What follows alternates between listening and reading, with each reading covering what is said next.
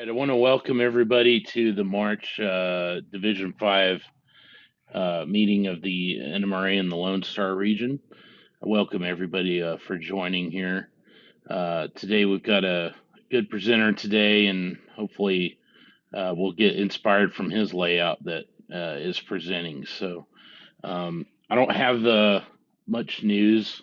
I think I mentioned in the newsletter that starting in April, the NMRA magazine is going to go digital, and that'll be included with your subscription too. So that's great, and I want to thank Gordy and everybody that has been putting that in place. So I think that'll be a good value for our membership dollars. So and uh, Joe, do you have any news like with the convention coming up since you're convention chairman? Uh, Absolutely. First and foremost, if you haven't registered yet, the deadline for early bird registration is at the end of this month, a short 10 days from now. Save 20%. Go to LSR2022.org and register. Unless you want to spend the extra money, and then you can wait until April. But put those dates aside, May 5, 6, and 7 down in Temple, Texas. They've got a lot of really great stuff planned. It's going to be very much geared towards the AP program. There's going to be a lot of fun camaraderie, mix and mingles events after Thursday and Friday's clinics, operating sessions. Some of them are going to be literally at the convention center. You can walk from a clinic to an operating session, and signups for operating sessions are now available. And obviously space is limited, so if you want to participate in that and earn some AP points towards your chief dispatcher, go to lsr2022.org and sign up for your op sessions. Cool. So what I got. Yeah, thank you. Yes, sir. Well, does anybody have any show and tell or anything they'd like to show us before we get to our clinician tonight? If you do, just feel free to unmute yourself and you can share. I enable share screen here too. So if you want to share your screen, go ahead. Well, how about HO scale sand? Is anybody interested in that? Yeah, tell us about that. You were telling me about that the other day. Yeah. I'm slowly but surely working towards my roundhouse, and I've got the inspection area. I finished the coaling docks, and then I hit my sanding area and started going online to see where I could get some fairly reasonable HO scale sand. And I went all over the place, probably read 100 blogs. And the only thing that really ever came up was it's impossible. And then check mortar, masonry grout. And then they kept coming back and saying masonry grout is gray and it won't work, blah, blah, blah. Well, I finally broke down and called a mason, and I asked him, I said, now you're going to think I'm crazy, but I'm a model railroader and I'm looking for HO scale sand. And he laughed and he said, have you tried mortar grout? I said, well, people say that, but it's gray and it doesn't look real. And he says, well, you can actually get a coloring compound that's much finer than mortar grout. And I think you can get it in a sand color. If you'll go to this company there in San Angelo, they sell rock, stone, and brick, and ask them for some grout coloring. So I went in there, and right off the bat, I knew I was going to be in trouble. So I just explained to the lady that I am a person that's totally insane. I'm into model railroading. And what I'm looking for is HO scale sand. She laughed and said, oh, that's all right. My dad was insane. He had model trains too, and he never could get sand right. And I said, well, I've been told that there's a coloring that you can mix with grout that's finer than grout, and it kind of looks like sand. And she said, well, here, let me break open the sample. Well, they've got these samples. The samples are light sensitive and temperature sensitive. So they can only show you the sample once and then they have to throw it away. So they looked at it and it came up with two colors. One they call linen and the other one was antique white. And I said, yeah, those things look pretty close to that. I'd like to get some. And she said, well, is it worth $120 to you? And I said, oh no, because I knew what my wife would say if I even suggested that. So the owner of the company, Stone and Mineral. yeah, the owner of the company said, show him the box. So the lady went back in the back and she brought a 30-pound box out of the color I was looking for, which was linen. And she said, well, is this worth $120 to you? And I said, ma'am, I couldn't pay $120 for that stuff. I mean, if you're talking about $5 or $10, maybe even $20, I'm pretty desperate for sand, but not 120. Said, well, this box was damaged in transit and we've already made a claim for it. So the owner wants me to give you this 30 pounds of HO scale sand. Well, I got it. I looked at it and I said, I can't believe this.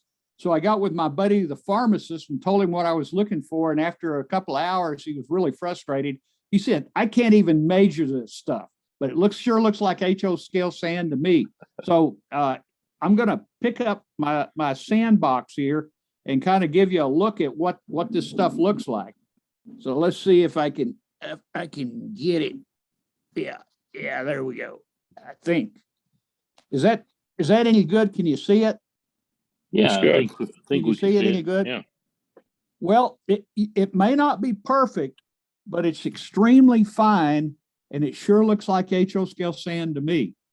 So if you're interested, I could shoot Brooks a blog with the manufacturer and what you call the stuff.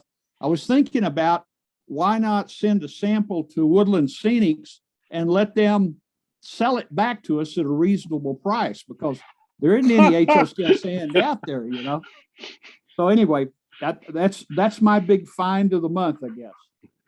Reasonable with quotes unquote there. So yeah, that's cool. Yeah, Jeff mentioned the Arizona Rock and Mineral. That's great stuff. I have a bunch of it. Oh, you're cutting out, Jeff. Can't really hear you there. So I'm guessing if you got 30 pounds of that stuff, you're set for a while. Yeah.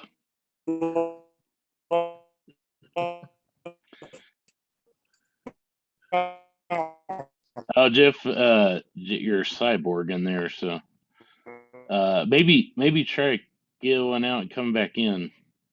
I think maybe your connection might be bad or something. Yeah. Okay. Well, if he pops back in, we'll let him answer. So, but yeah, the Arizona Rock and Mineral's great. I've got a bunch of that. I pick some up every time I go to Discount Model Trains up there, but it comes in little bags. So if you need a ton of it, that what Charles found's the way to go there. So, anybody else got anything to share before we move on? Yeah, Brooks, this is Bob. I'll show something just real quick. Yeah. Yeah, let me see if I can share my pictures here. All right, can you all see that? Yep. Yeah, one of the things I've been working on is I've been building a set of cars that are sort of pre-1910 models. I may have showed a couple of those when I presented back in January. But I've been working on this, some of these kits from Bitter Creek models. I don't know if you've seen those. They are sort of wood and cardstock models. And I've been adding these Tahoe trucks. So you build these up. They have a wood frame, wire and, metal and plastic details for the underframe and a few other places. You build them up, add all the grab irons and everything. And one of the things I did was I went to Precision Design, Bill Brillinger, to have some custom decals made. I've been making them for the Frisco System cars, sort of 1900 to 1905. This is examples of St. Louis and Gulf car. And had a batch of those decals come in. It's HO scale. And so I've been building up a few of these cars. This is an example of one that I've it's close to being finished. I've weathered it since this photo, I believe. But those are turning out pretty nice, I think, if you're looking for something that's kind of an early rolling stock. So I thought I'd share that for today. I hope you get any questions. I'll be glad to answer them.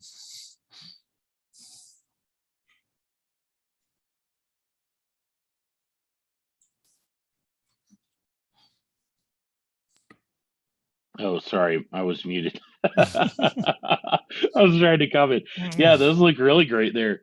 Yeah, anybody got anything else? All right, I think we'll move on to our presenter, and hopefully Jeff will come join us again. So our presenter tonight's Pete Leach. He's been a model railroader since 1980. He started N-scale modeling various Conrail lines, including the Boston line through Massachusetts. He's was a lone wolf modeler until he met a group in Houston area in 2014. Participated in the layout tour for the 2015 narrow gauge convention in Houston. He joined the NMRA in 2016, and he's part of the San Jacinto Model Railroad Club down there. He writes articles for the Sanjac newsletter called Derail. He also has several articles published in the Gazette and Narrow Gauge and Shortline Gazette and the ON30 Annual. He's been director at large for the Lone Star region for 2 years and chairman of the nomination committee. So when election times comes around, which is actually that I should mention that polls close on March 31st. So just make sure you go and vote, cast your votes in. So yeah, so he's the one that you got to email if you want to be on the ballot there.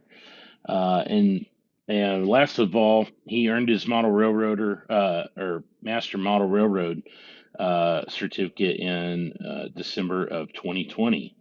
So welcome, Pete Leach, and you have the floor now.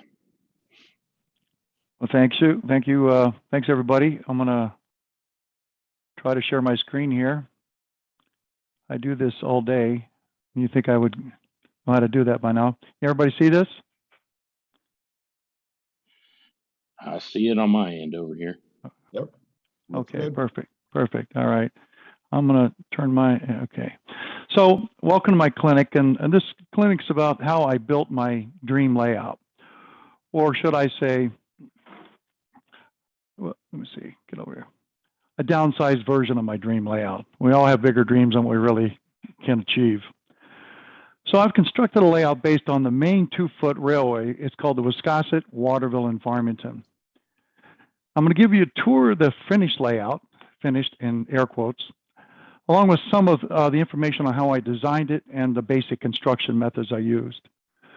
I'm going to give you some background on the history of the prototype that inspired me to build it and how I incorporated some of that history in the design of the railroad.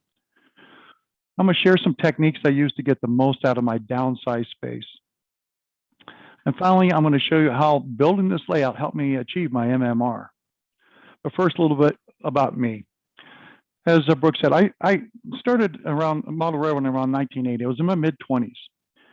And before that, I was a model builder, plastic models starting out, I was probably 10 or 11. So I spent all my youth building plastic models of airplanes and spacecraft because I was in the 60s and all the way up to ships.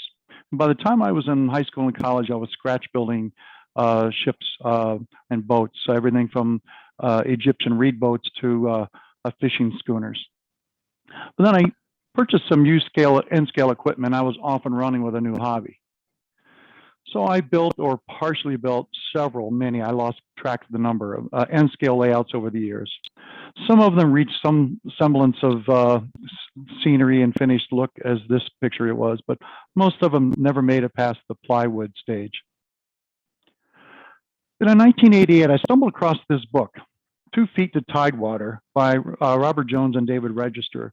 This was the story of the Wiscasset, Waterville, and Farmington Railway. I actually never heard of this railroad, but I was captivated by the artwork on the dust jacket. It had a small steam locomotive on top of a wooden trestle, pulling a string of old wooden cars along in front of some buildings along a waterfront. So I bought the book, and it became the inspiration for my dream layout. So a little bit of history about the railroad. The town leaders of Wiscasset, Maine, wanted to build a railroad to connect their seaport to Canada. They had hoped to be much bigger than they were. The War of 1812, the British blockaded most of the ports up and down the East Coast, and it kind of stymied the growth of some of these little towns and little seaports. So the railroad was chartered in 1854 as the Wiscasset in Quebec. That's where they were going to head, in Quebec in Canada. Well, after 40 years of talking, and mostly talking, I guess, construction started in 1894, going north from Wiscasset using the popular 2-foot gauge standard. This was to save money on construction as well as operating costs. This is a little track map rail of the line as it was going. You can see Wiscasset's on the bottom, and the little blue squiggly line is the river that they were that was along the shoreline. And they built north up through the town of Albion, and they got to this place at the top called Burnham Junction. And unfortunately, the Maine Central wouldn't let them build a crossing at grade there. And after a brief court battle, they realized that they weren't going to be able to do it. They couldn't afford to go over or under. So they abandoned the line back to Albion, which is about 40 miles north of Wiscasset. Well, the little railroad wasn't going to give up quite that easily. So they built a line northwest from Weeks Mills, and they got to Winslow, and they planned to cross the Kennebec River, that other blue line up there, into Waterville, and then extend on to Farmington, where they could connect with the Sandy River line, which was much bigger. Once again, and during that time, they decided to rename themselves as the Wiscasset, Waterville, and Farmington Railroad, since they weren't going to Quebec. Well, once again, the Maine Central stopped them before they could get into Waterville. They wouldn't let them on the key ground they needed to build their facilities. So they wound up staying on the Winslow side of the river. Fortunately, they were able to obtain a coal hauling contract for American Woolen Mills. It was a big textile mill built in North Vassalboro. So Pennsylvania coal would come out and go by ship and land in Wiscasset, and it would be transported up the valley to feed the power plant for the American Woolen Mills. Along the way, they had to reorganize again. These railroads never had much money, so instead of fixing it, they just renamed themselves. So this time they changed it from railroad to railway. Eventually, in 1910, they lost the contract with the coal, and it slowly the traffic dried up on that line. So they wind up pulling the rails and abandoning it back to Weeks Mills. Now, this is how the railroad modeled in 1925, how it looked in 1925, the era that I modeled. So my dream was to build a layout based on this Wiscasset, Waterville, and Farmington Railway. And I tried to follow the path of David Frary and Bob Hayden. I don't know if you're familiar with them, but they were building this railroad called the Carabasset and Dead River. It was a Maine 2-footer, but they built it in HON 30, which is HO scale on N gauge track. Well, I quickly found my modeling skills are pretty weak, and I couldn't get an HON 30 Forney, which is the main steam locomotive run by these Maine 2-footers. Couldn't get it to run very well. So without that, I just would have a diorama. So I kept modeling at N scale and occasionally digging out the HON 30 stuff in a box. I still have it in the corner in my closet. I call it my box of shame. I get it out every now and then and try to build something with it. But then after decades of trying and failing, in 2011, I stumbled across a Bachmann model of a Maine 2-foot style Forney. The problem is it was an ON 30, meaning O scale running on HO gauge track. Well, was it time to switch scales? Well, I purchased the model and some cars, and I tested on some flex track that I taped to the floor in my basement in New Hampshire, where I was living. And I was blown away how great his model ran, and it sounded. It actually had sound. Now, N scale, I was used to running crappy engines with pizza cutter wheels, and here was something that ran pretty well. So I started tearing down the N scale layout within days and began the construction of what would be my dream layout in a 14-foot by 20-foot basement space. I even made a bunch of sketches. I do a lot of stuff with by hand, and this is one of the track plans I built. And it's basically a half basement. The other half was the garage, so we had a garage under. So this was one of my favorite sketches where I could have the town of Wiscasset along the right side, and the track would go clockwise around through the town of Head Tide, across the famous iron bridge up there into Whitefield, around the center post, into Palermo, sneak between the furnace and water heater, come out the other side in Albion. This wasn't all 43 miles, but it was enough that I thought this would keep me occupied and happy for many, many years. I even started to build a small test layout in one corner of the basement. I need to learn how to lay track, and spike track. I also needed to learn to get my mind around switching from N scale to O scale. It was a huge leap. Then in early 2012, my wife and I decided to relocate from New Hampshire to Houston, Texas. Our two sons had grown up and finished college in the Boston area and moved down here to follow careers. So we also wanted to use the opportunity to downsize. We wanted a smaller house. We weren't retiring, but we wanted something smaller and less stuff. So I gave up a clean, dry basement in New Hampshire for a clean, dry bedroom in Texas. As my wife and I were going through the house that we wound up buying here in Tomball, we got to this one bedroom in the back, and she says, "Oh, you can do your train stuff in here, right, sweetie?" And I go, "Sure," thinking, what am I going to do with a 10-foot by 12-foot room? Oh, and it had a closet door and the main door opening into the room. And it had a 6.5-foot wide window that went from below my knees to above my head along this wall. So I sat down, I asked myself, could I build my dream layout in a space the fraction of my original plan? So first thing I did was sit down and list what was important to me in designing and building this layout. First, it must satisfy my need to build models. After all, I've been a model builder since I was 10. I even tell people I'm a modeler with a train layout. It needed to be based on the prototype, including structures and locomotives, rolling stock, scenery, even operations that the actual prototype ran in 1925. With liberal doses of selective compression, selective relocation, and selective emission. There's a lot of that going on when we build. I also wanted to make the most out of the space available, not crowd everything together. I didn't want one of those spaghetti bowl track plans that were popular in the 60s and the 70s. And I needed to find techniques to help me make it bigger, or at least appear bigger. And since the layout would be in a spare bedroom in the main part of the house and not down in the basement, I couldn't make any alterations to the room. I couldn't tunnel through holes through walls into other rooms. I had to stay in the room, and I couldn't tear the room apart. And for the same reason, I wanted the layout to be presentable during the build. Unlike basement layouts in the past where I could close the door and hide my mess, I wanted to leave the door open and let people see what I was working on as they came to the house. So I sat down to list my layout goals, my Givens and druthers, as John Armstrong would say. So first, to build a layout focused on the town of Wiscasset that included that waterfront scene that was on the dust jacket of that book.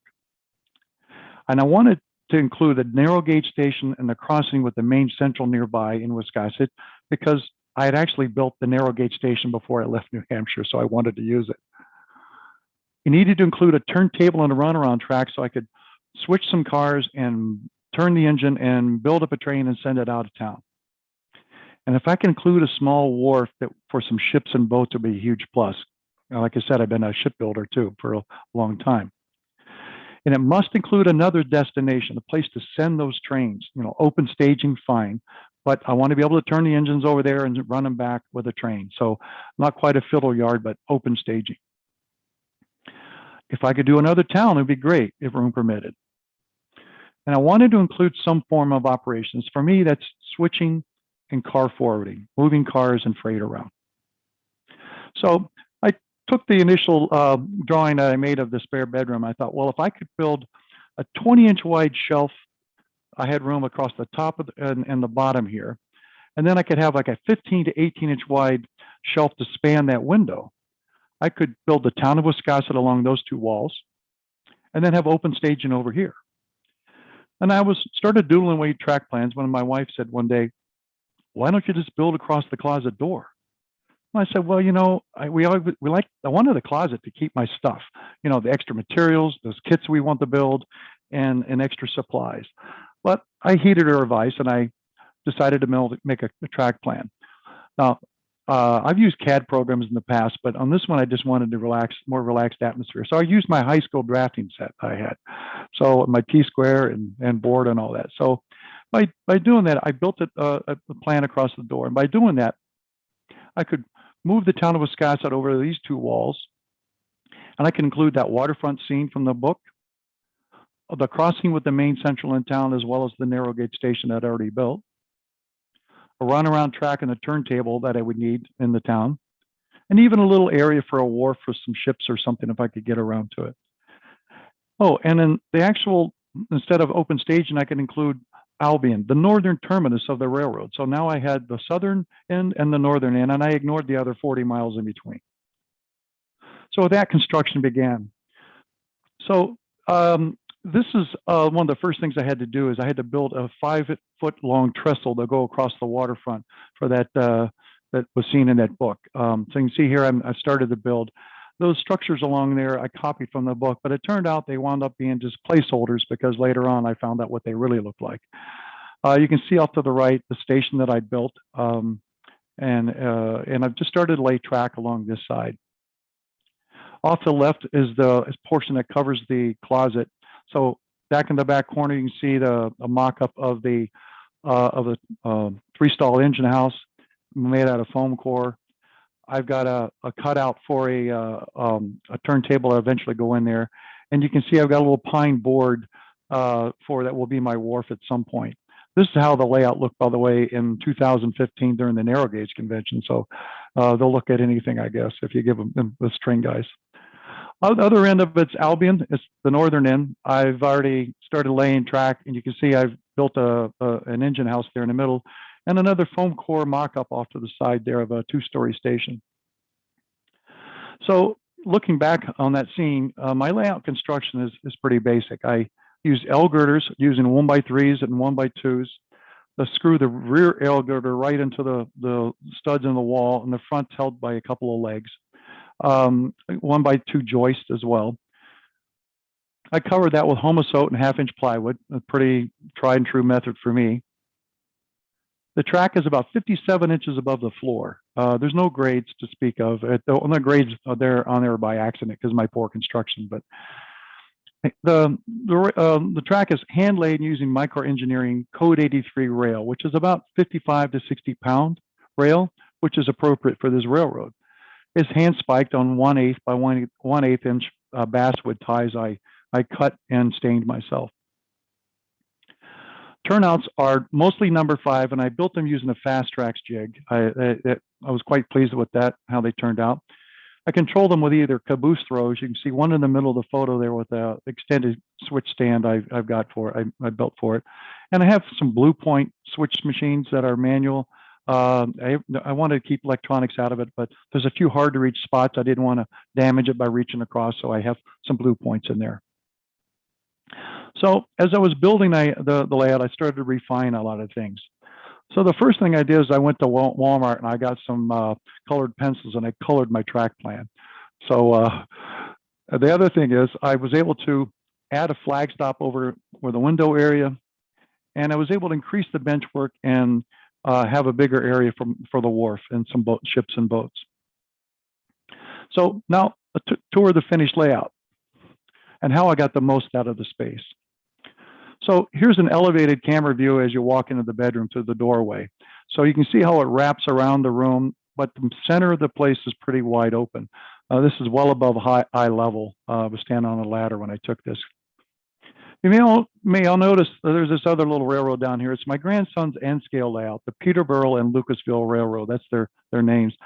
We have fun building this on Sunday dinners and sleepovers. So I use a lot of my old N scale equipment left over from my previous days. So let's start up the northern end in Albion, Maine, which is milepost 43.5.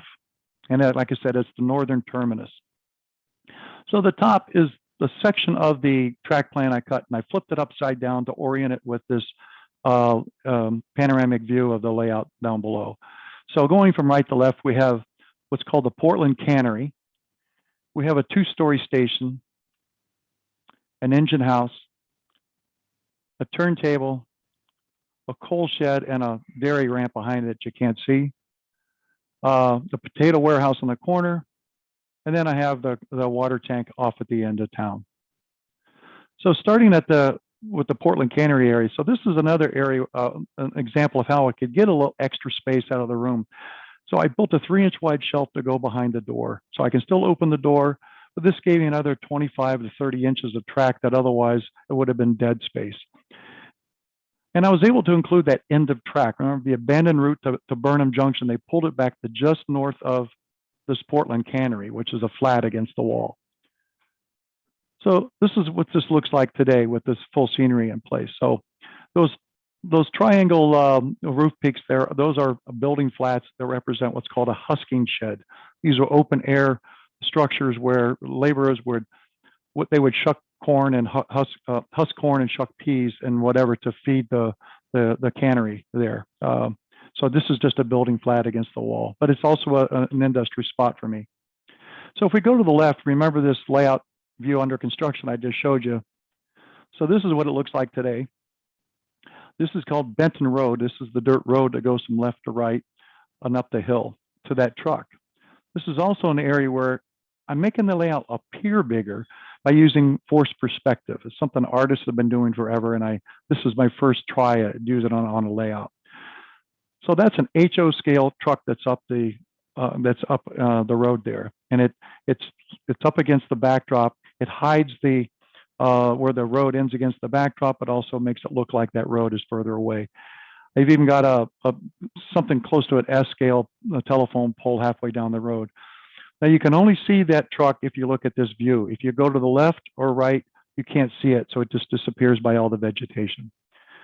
And that truck is only 9 inches from that corner steps of that passenger car, but it looks like it's a lot further away. So this is something I thought was pretty effective. The structure on the left you'll see is that was a mock-up, and this is the finished station of a 2-story agent, and the station, their agent lived upstairs in the apartment. This was scratch built using some published drawings. The windows were not available commercially, so I actually scratch built all the windows using microscope cover slip glass, the real thin stuff that scientists use to cover the microscope glass. So I custom made these, and here you can see them in place. This is the back side of the structure that most people can't see. I set my iPhone over there to take a picture. I used to only build the front, the visible part of buildings, but I thought on this one I better build the whole thing because it allows me to use it for any other thing. I also felt like I cheated if I only built 3/4 of the model. So this is also the same view of the actual structure I took in 2016 when I was in Augusta, Maine at the Narrow Gauge Convention. It's being redone by a local historical society in one of the museums I belong to. The Christmas lights on the end are not prototypical though. So next to that is a single stall engine house. So I scratch built this again with some published plans from a buddy of mine named Jeff Bissonette. You'll notice that use clapboards, or as they say here in Texas, clapboards. Up in New England, they're called clapboards. And then shingles on the end. This was pretty common and is common today architecturally with how they build buildings. I see houses up in New England built this way, where they have clapboards on the side and shingles on the end. Here's a peek inside. One of the blessings of doing an O scale is you have a lot of room to detail the interior and put lighting. One of the curses of modeling in O scale is that you have a lot of room that you need to fill up, and you kind of force the detail inside. So I learned that quickly. Then you can't leave empty spots. So this was just a fun view. I don't know what it really looked like inside, but I just used what I thought would be typical there. Right outside there is a turntable I scratch built from Jeff's drawings. This is an Armstrong or manual turntable. I turn it around with my finger, and polarities controlled with a Digitrax AR1 reversing circuit. I use Digitrax as my DCC system. I've had it for years, and I've never really had any major problems with it. Right next to that is a coal shed that I scratched out from a drawing I made with looking at photos. You'll see the guy loading, moving coal from the hopper flat into the coal shed. Labor was pretty cheap in 1925, so everything got moved by hand. There were no mechanisms. You'll see in the background, we'll take a look at, this is the dairy ramp. So Turner Dairy Association was like a farmer's co-op, but it was a company that ran several creameries in the state of Maine. And this gentleman here, his name's Vern, he's loading the morning milk that was left by the farmers on this ramp. He lives in that little house behind. You can see the black roof that's a flat against the wall. Him and another employee of the dairy lived there, and they would take turns loading the milk there. Then they would ride down in the morning train on board this this reefer. You can see the window next to the door opening there. They would ride down with the morning train, and every stop that needed to stop to pick up the milk at either a flag stop or a station platform, he'd jump out and load the cream into there. So railroad employees didn't do it; the dairy employee did. So he rode that 43 miles down, and then he would work in the creamery all day, and then he'd ride back that evening train with the clean and sterilized cans and jump out and drop them off where he picked them up in the morning. So kind of the fun part of the history of this little railroad.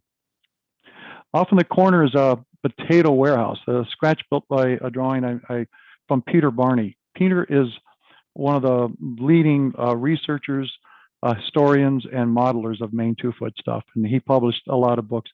So I used his drawing to build this. I had to compress it a little bit.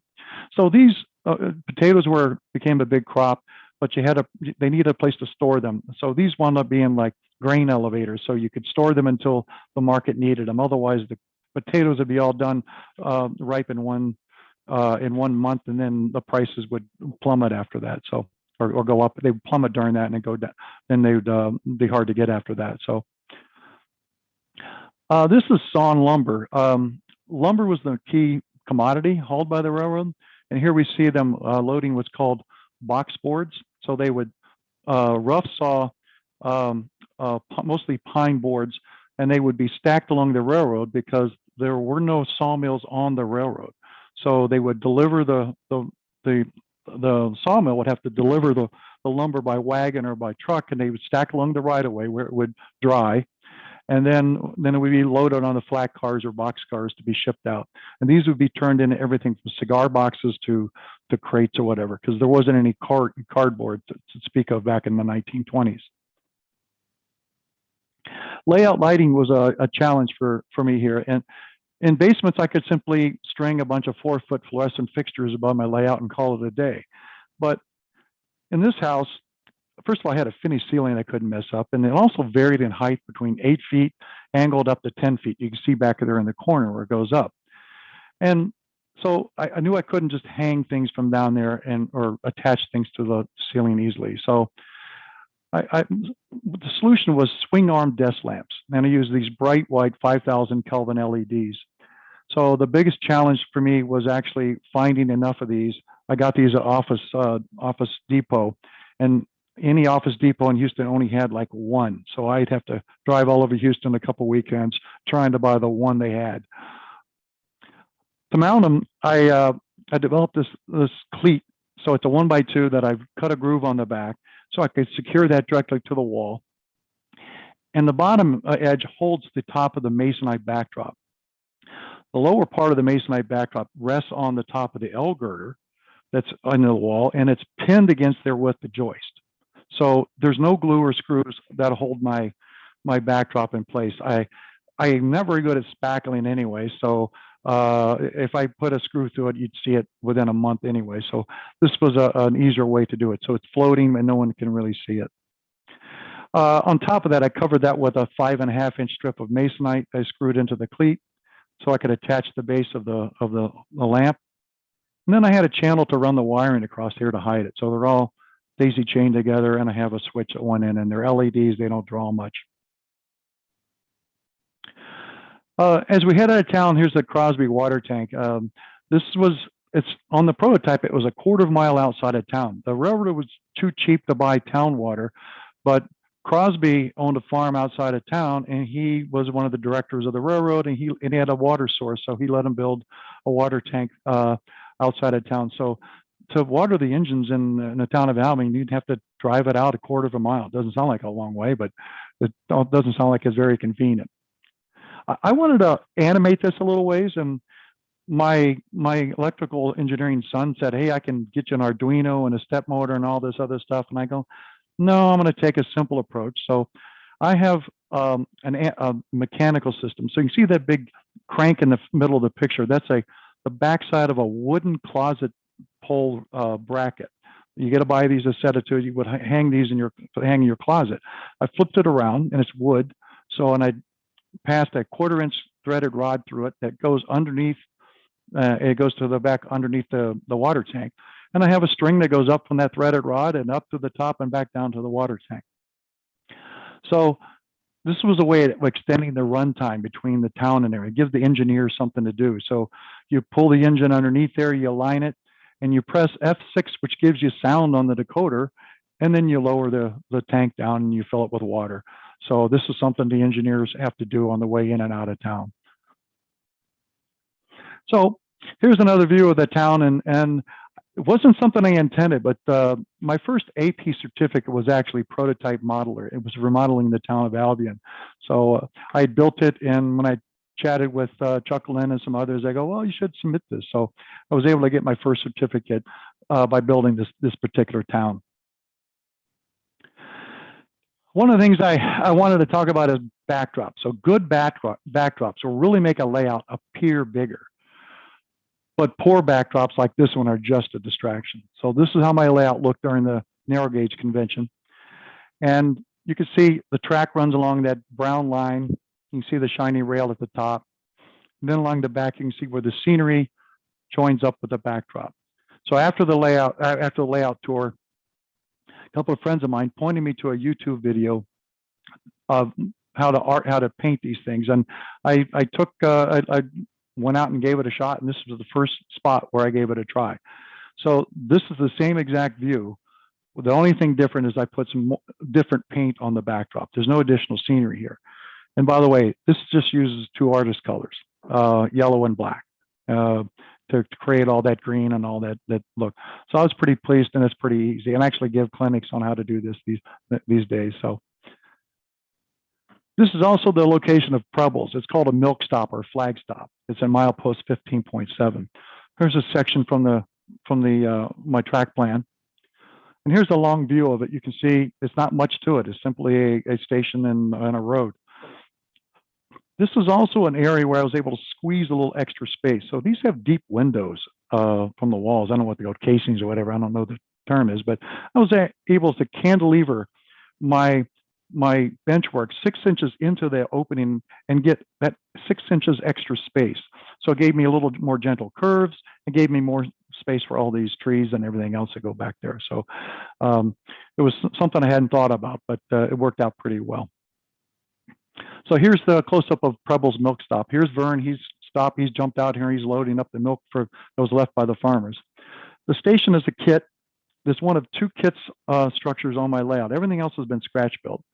But this was built by a friend of mine, Gary Kohler, and I couldn't resist getting it, and it was appropriate for this location. This milk stop is another way of extending the runtime as you're going through. So operators need to pay attention. If there's milk cans sitting on the platform, you better stop and pick it up. So it's one of those operational things that train drivers need to pay attention to. To the left of there is an area I call the swamp. It wasn't planned originally, but the same Gary Kohler who made that station kit 3D printed this moose, and what's more Maine than having a moose? So when I bought the moose, I needed a place to put it. So This was also the first area I tried pouring water ever. None of my layouts over the many 20-some years, 30 years, I ever actually attempted to pour water. I just never got that way before that far before I gave up, I think. But this is just Envirotech's a light at 2-part stuff. But this is also an area where I got to play around with a lot of scenery techniques. So what I do, I use a lot of sculpt-to-mold and ground goop. I don't know if you're familiar with ground goop, but it's been published in several of the books. A guy named Lou Sassy made it quite popular, but it's a home mixture of stuff you can get from hobby shops and Home Depot type places. But this goes over the basic, I don't have much grade, so it's usually just some pink foam. I've carved a little bit, or a little bit of plaster cloth in some places.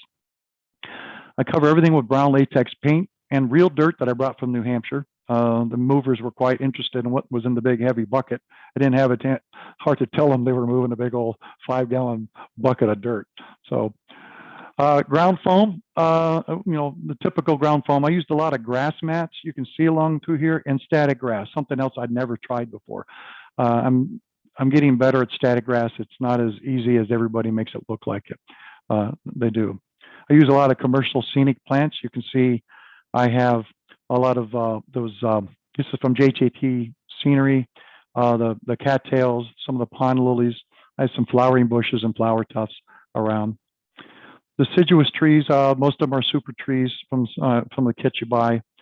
I have a few commercial things back there, some of the pine trees, but most of them are eastern white pine trees. This was another challenge for me because there's no commercial eastern white pines. These are different looking than what we typically see out west or here even in Texas. They have a different shape. So I found a guy online who showed me how to do that. So I built about a couple of dozen of these so far. You'll see them scattered around. With that, let's go on to Wiscasset. So here's a Maine Central map that they put together in the mid-1910s. You can see the big open area across the bottom is the Sheepscot River, and it's flowing from right to left as it goes out to the Atlantic Ocean. It's a deep water that large ships could come into even. So the Maine Central built a branch line from Portland to head to Rockland. So it would come up north from the left, enter town, and go along the waterfront there behind, along the landings there, continue through town, and then curve off to the right and go north and cross the river on a bridge and some trestle work to get to Rockland. Now the narrow gauge had a tougher time. They were last into town. So coming down from, we're up in Wiscasset, from Albion, coming from the north, we entered the town on a tidal basin. And then we have to cross the Maine Central here at grade, and we built our station there. Then we built this trestle work all across the waterfront there to get to the dry land at the transfer yard here. That's where they run parallel to the Maine Central, and you can move freight back and forth between cars. No cars were interchanged because they were different gauges, but they could move freight back and forth. And then it ended here at the very bottom at the railroad wharf.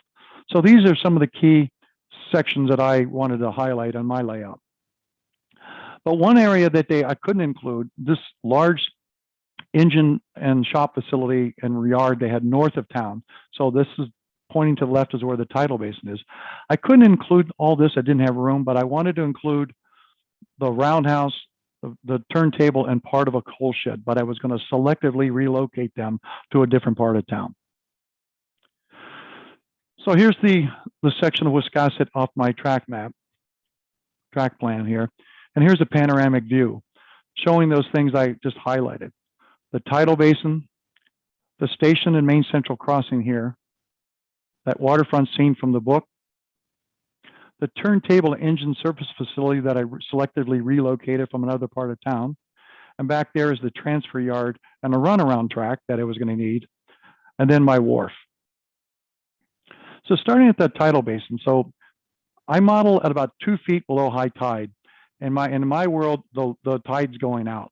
So in this case, it's draining out of this tidal basin. Now the tides would rise 14 to 20 feet. I forget what it is up there every day, but all the area behind the trestle and back behind the station off the left will drain and just become a bunch of mud and tidal pools, etc. But I thought that was kind of a fun thing to include, and that was really there.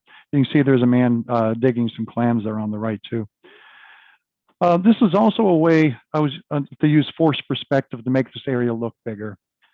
So back here in the back, I have an N scale house that I cut in half at a diagonal and attached to the backdrop.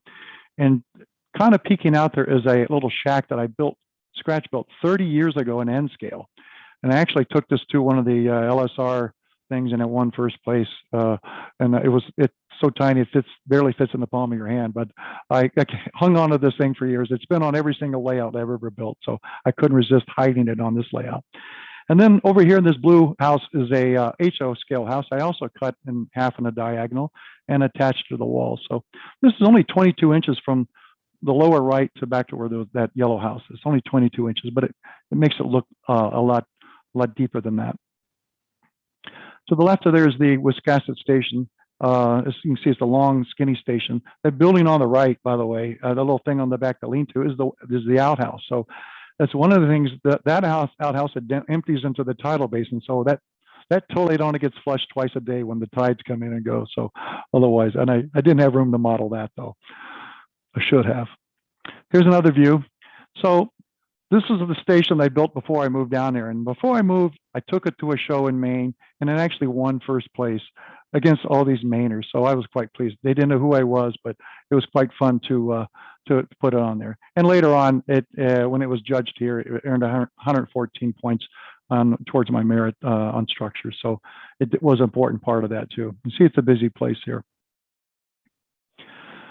Another thing I like to do is try to include some inspiration from historic photos. So this is one that I loved. I've seen on different views of it, but you can see the main central is standard gauge, and it's going from the lower left, curving to the middle and kind of going back off to the left.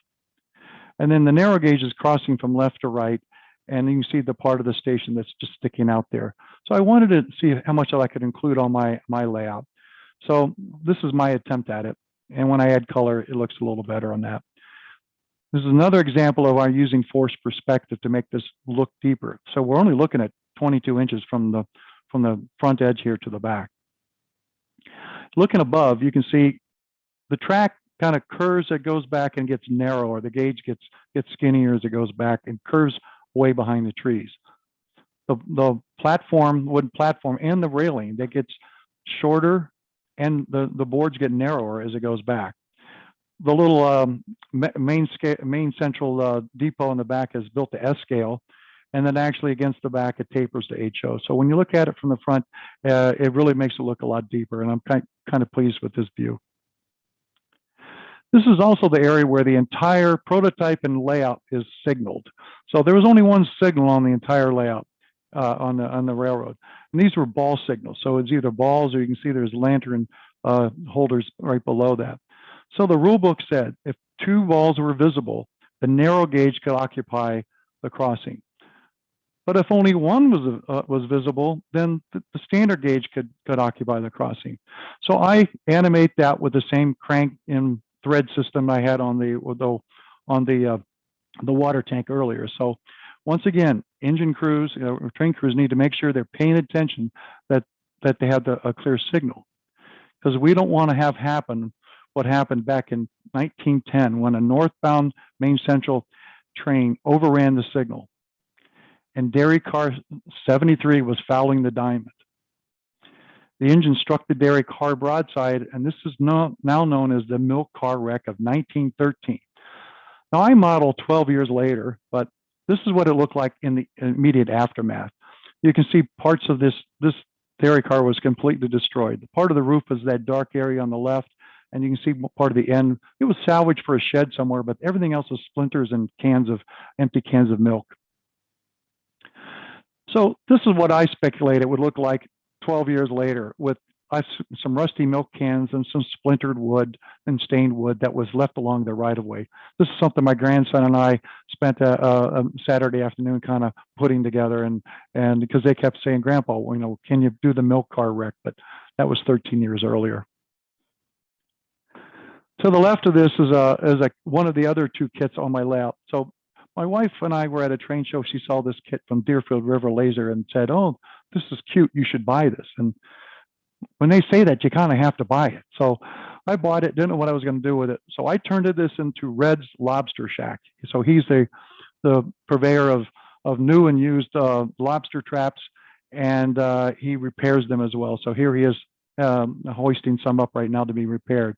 Now this is totally fictitious, but what is located here today is Red's Lobster Shack, which is was voted the best lobster rolls in all of New England. It's one of my favorite spots. So Red lived not in 1925, but in the 2000s. So this is fictitious, but it filled an empty spot that I didn't have room to put what was really there back in 1925. So next was that inspirational scene from that dust jacket. So this is what I wound up building.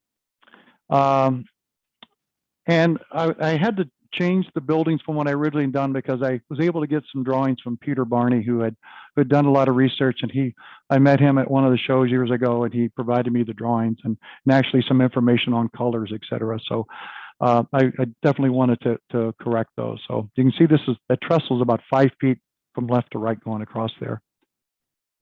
So the buildings we have the Wiscasset grain, which is that odd looking thing, brown building, and the Wiscasset lumber. There's a siding for that, so you drop a car there at this lumber thing. I'm not sure what they did there, but I park a car there every now and then. And then you can see the Turner Center Creamery off to the right with a spur there. Those are all on trestles. So by the way, so there's the train didn't there wasn't any dry ground for them to get to.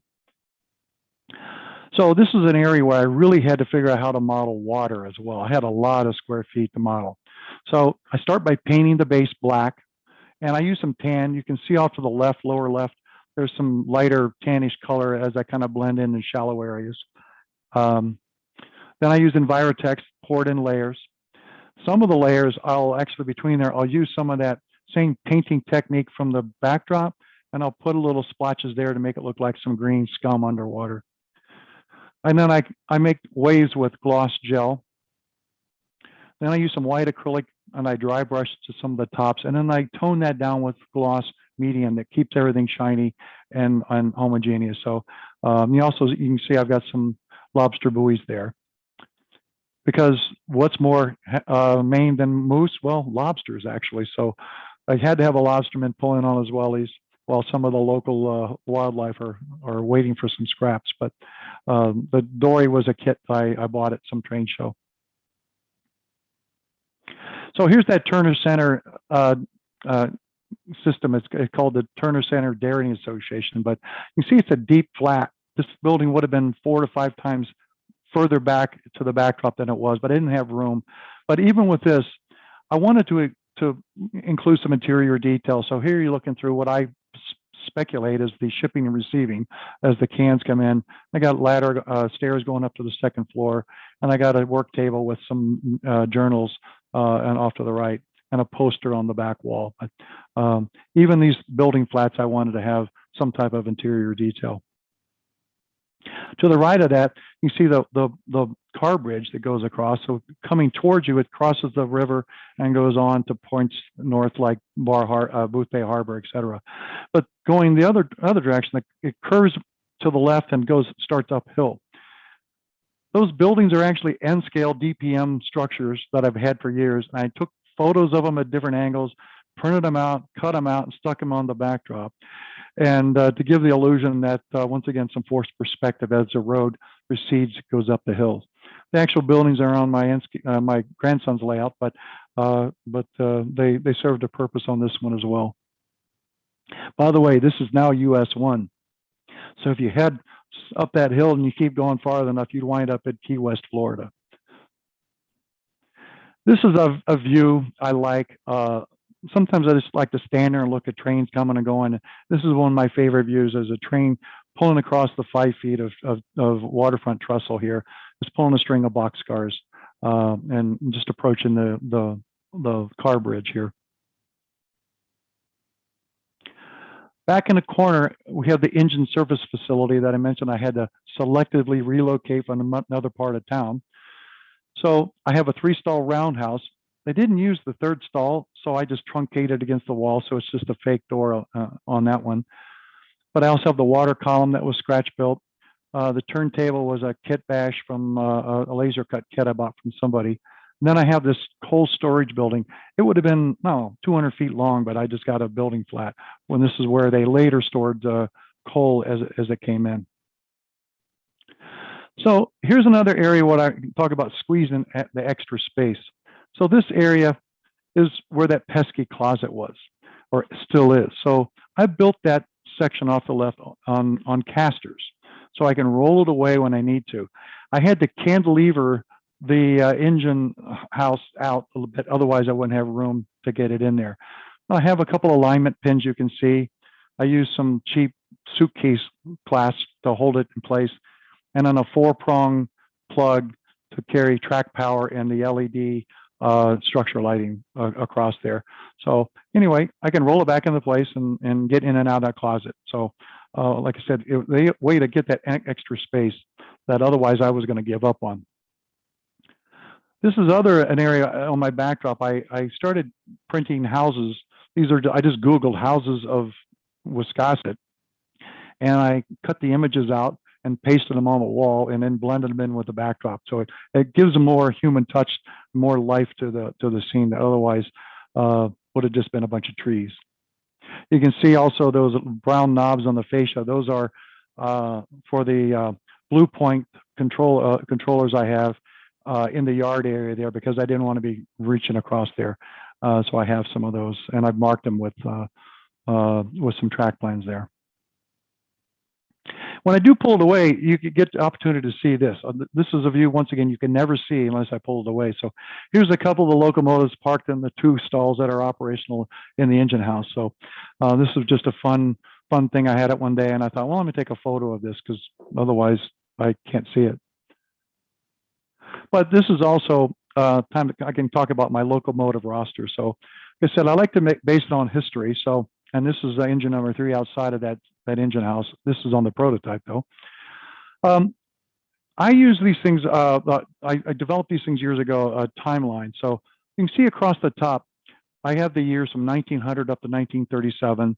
And then on the left-hand column, I include the event or subject or whatever I'm going to do. So on this particular one, this has the 9 engines that were ever owned by this railroad in its 40-year history. So the bars, the dark green bars across there indicate the years of service on this particular railroad. And the kind of yellowish bars to the left on some of these down below are the years when it was owned by a different railroad. You know, they bought and sold these things. And then the light green off to the right is when it was retired or scrapped or otherwise out of service. So since I model 1925, this shows me that there were 5 locomotives in service during that year. And the 3 that are highlighted on the left are the ones that are actually on my layout.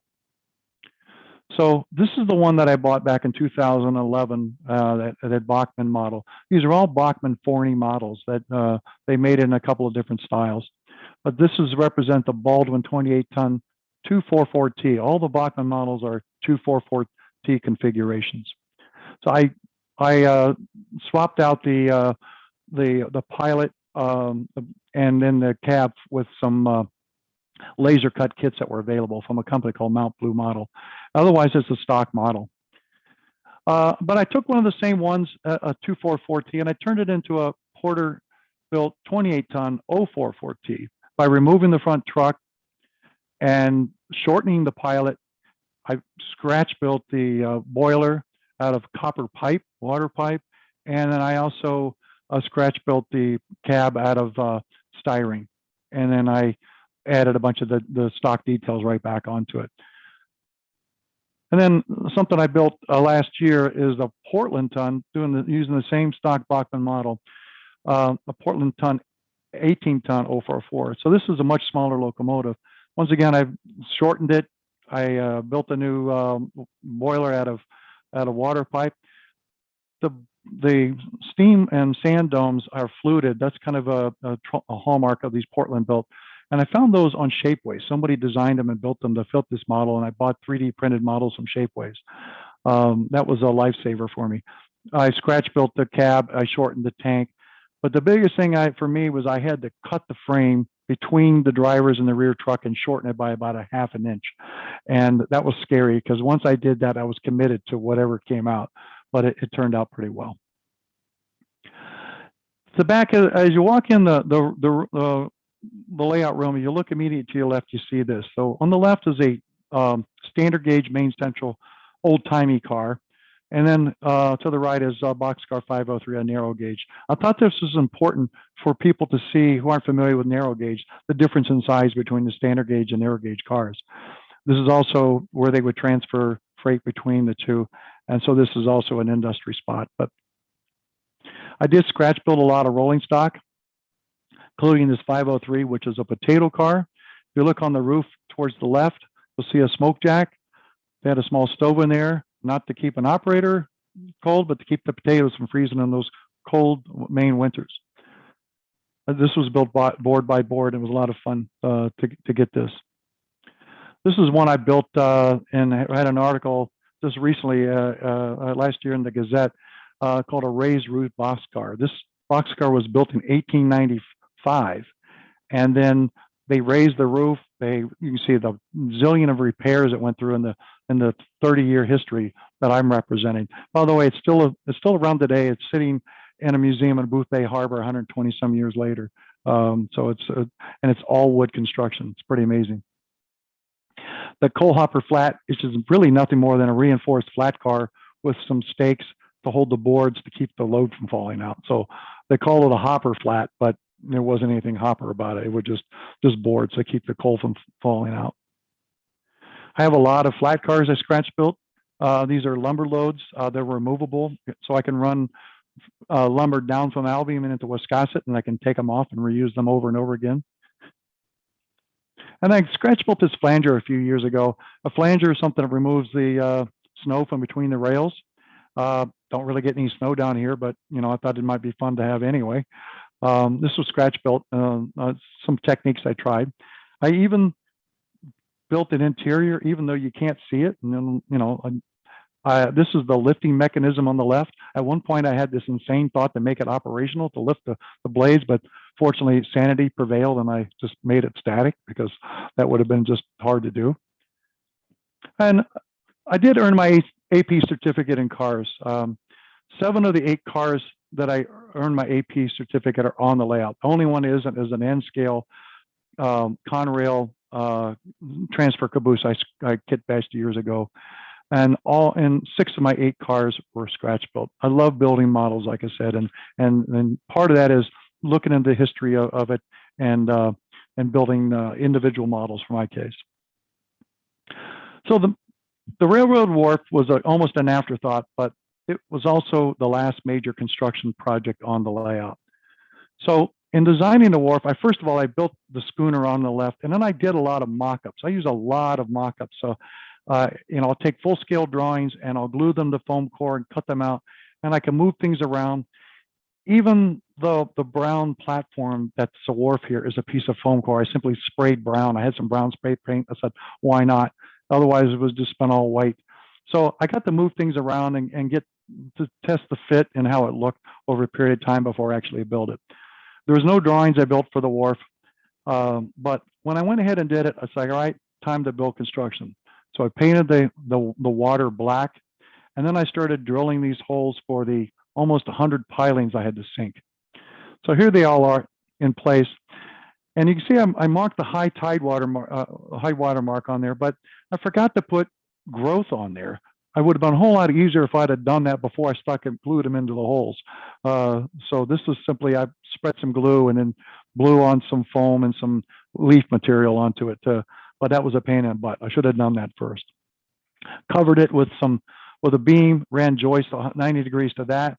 And then I think 1 million board feet of lumber that I put on top of this, one board at a time. Each one was cut to fit. It got out of hand. I at one point I thought I should give up and just put a sheet of something on there, but I was committed. If this is the drone view, if they had drones in 1925, this would have been a great look at it. You see it's 19 inches by 19 inches, and it's a pretty busy place, but everything's squeezed in tight and not much room for anything else. So the couple things I wanted to do, the wharf was I wanted to service passengers that come in steamboats that would connect with the narrow gauge. So I found this 1890s poster from the Maine Coast Navigation Company talking about this Silesia steamship up there that was running down or running up from Popham Beach in Portland onto Wiscasset. You can see in Wiscasset, and there it says it connect with all stations on the Wiscasset and Quebec Railroad. Well, they weren't running this in 1925, but I said, what the hell of it? I'm going to selectively relocate this to 1925. So I built this pier station based on some published drawings. And I also had to build this floating dock along the bottom. I just cobbled together what would it look like. And then I built this shortened steamship Silesia, scratch built that. So this sits on a couple of posts, so it's removable. So I didn't want to glue it to, after all that work, I don't want to glue these things to the water. But the wharf is also a great source of freight traffic. So coal was brought in to be used by the railroad and other online customers, but also lumber was sent out, and there were a lot of carloads that went to fill the hold of a ship. So I started investigating how they move freight along the coast. So they took old schooners or other sailing ships, and they rigged them and equipped them with a gasoline-powered winch so they could be sailed by a crew of 2 or 3. It was typically the owner, maybe his wife or brother and a son or whatever, small crew, so otherwise they couldn't hoist the sail. So they had a gasoline powered winch to help them up. These things were bulk carriers in the early 1900s. So, and they moved freight between the coastal ports and never venturing far from land. They weren't deep water ships anymore. They just move up and down the coast. In fact, they were known as coasters. And it was a great source of information in a book I read, Wake of the Coasters. It was a first person account by this John Leavitt, the author, and he sailed aboard these back in the early 1900s up and down Maine into Boston. So, and here it is right here, my coaster sitting at the wharf. You can see it's a pretty busy place. So she's called the Dorothy Glenn, named after my dear departed mother, who was actually born in New Bedford, Mass.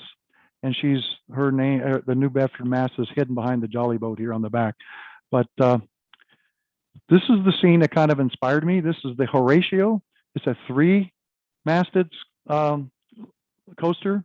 And you can see the lumber stacked up on the back deck, along the deck here. They would fill the hold all the way up, then load it up on the deck until it was almost sinking.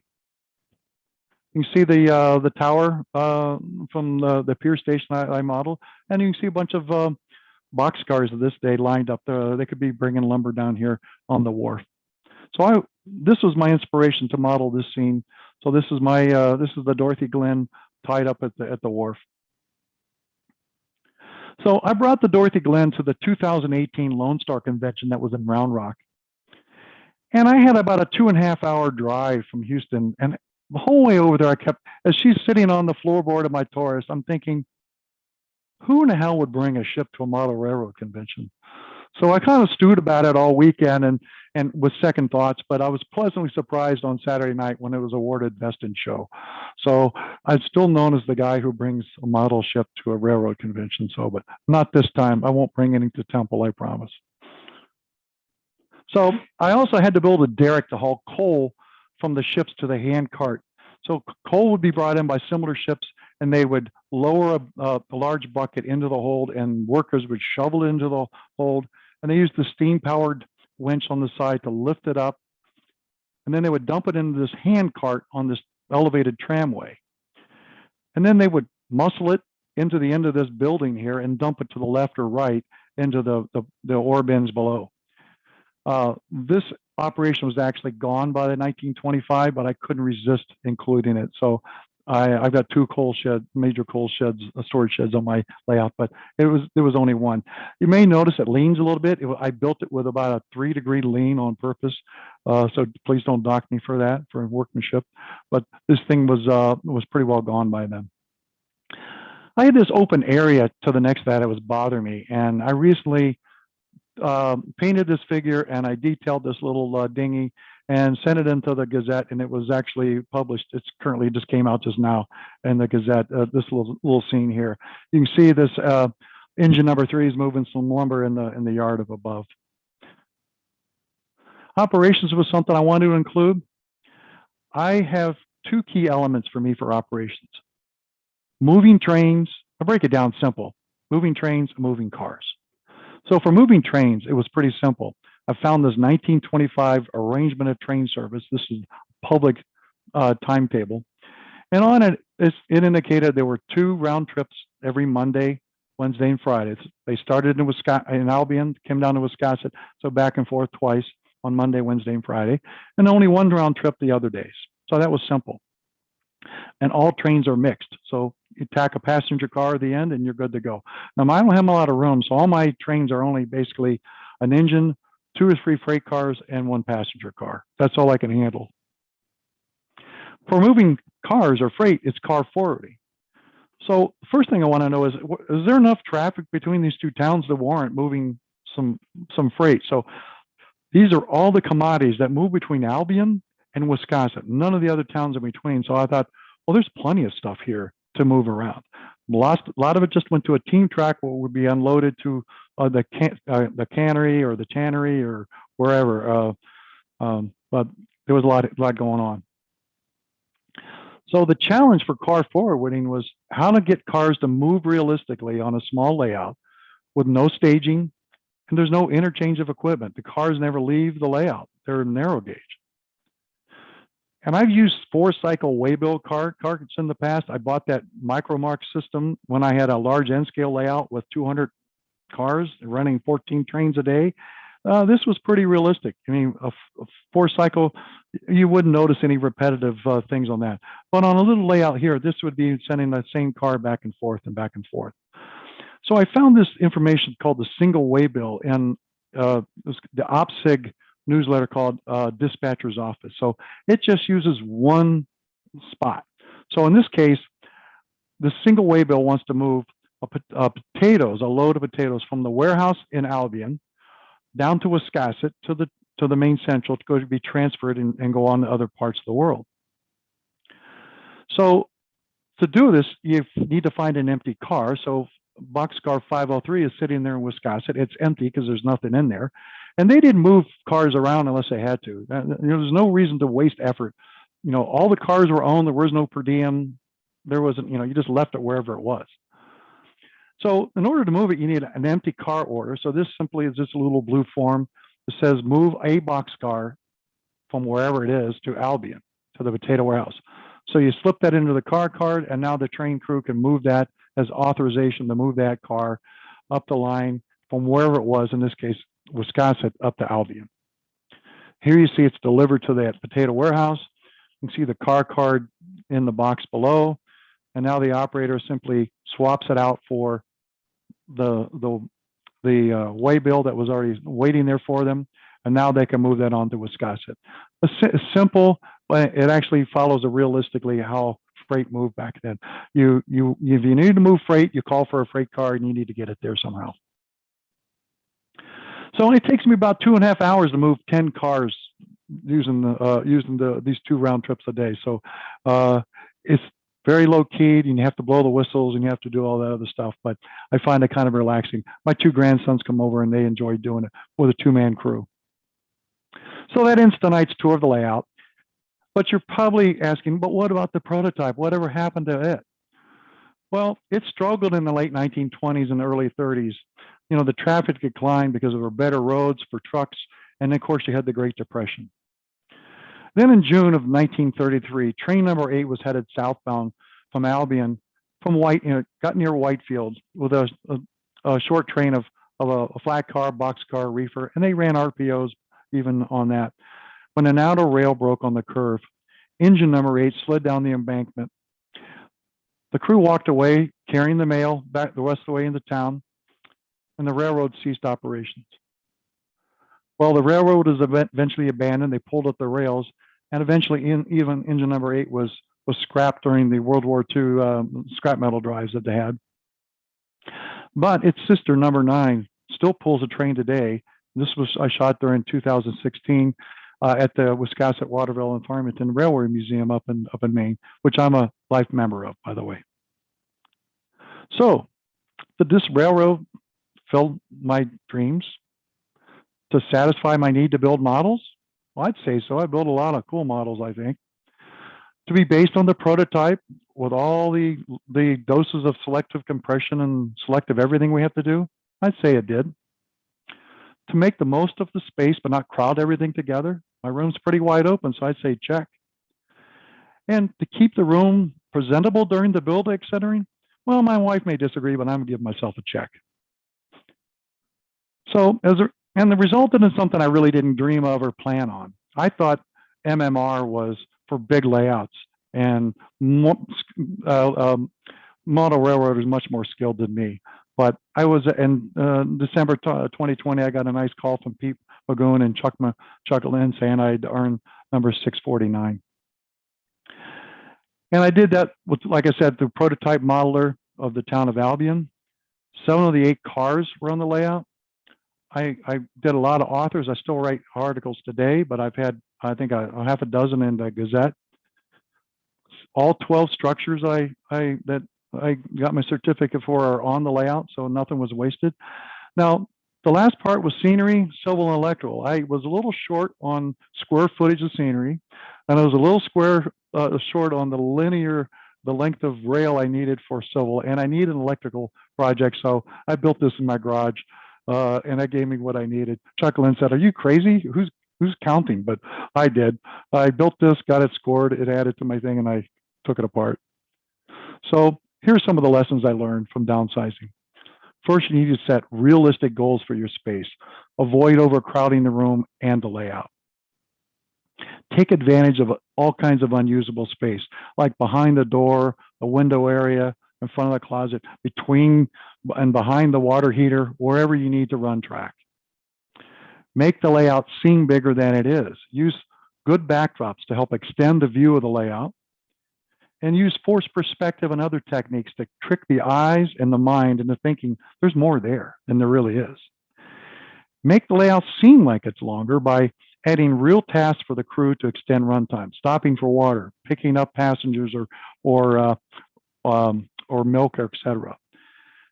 And develop a realistic car forwarding system to add operations. You forget how little time you've spent driving the train from point A to P when you're worrying about what cars need to be there. And for God's sakes, never apologize for the size of your layout. Thanks, folks. Any questions? Thank you, Leach, for presenting. I want to open the floor up to anybody that has questions here. So. Pete, nice job. Well, thanks, Jeff. Yeah, Pete, nice presentation. I'm wondering, of the articles you mentioned, does one have the track plan overview of the layout? Yeah, there's one. I'll send it to Brooks here. It was published a few years ago. It's one of my general layout, and it has that pencil drawing of it. Usually Bob Brown does it again, but he took my drawing and just cut and pasted in the article. So I was kind of embarrassed about that. So. All right. Yeah. Thanks. Anybody else got any questions? Okay. Not a question, but that's a nice layout, and I love the first perspective. That's very impressive. Yeah. I was shocked how well it came out and how easy it turned out to be. It helped having that Jordan HO scale truck in my stash of shame of my HO and stuff, so dirty stuff. But I put it to good use.